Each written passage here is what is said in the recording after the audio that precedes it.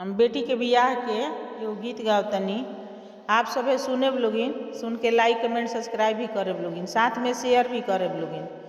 हमारो उती करसा हो बेटी आँखी के हो पुतरिया, अरे हमारो उती करसा हो बेटी आँखी के हो पुतरिया, अरे दीनावा हो रेलू हो बेटी पुखिया हो पियसिया, अरे रोतिया हो रेलू हो बेटी आमा आँखी हो निदिया, अरे कोई से तेजबू हो आमा हमरा ऐसन हो धियावा,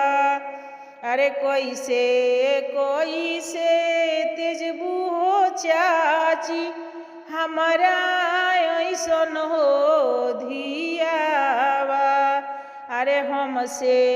का पूछेलू हो बेटी फाटेला मोरे करे जावा,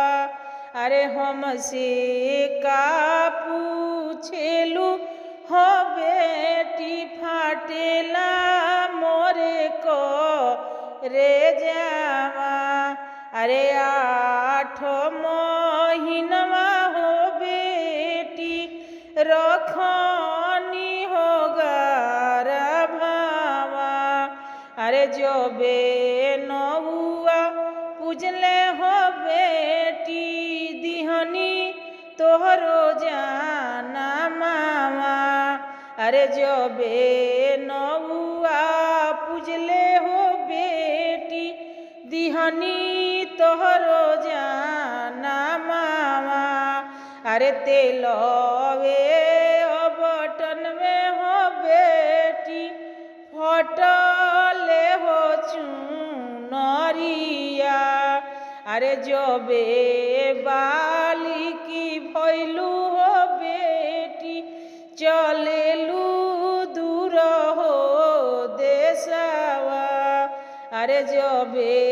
बाली की भैलू हो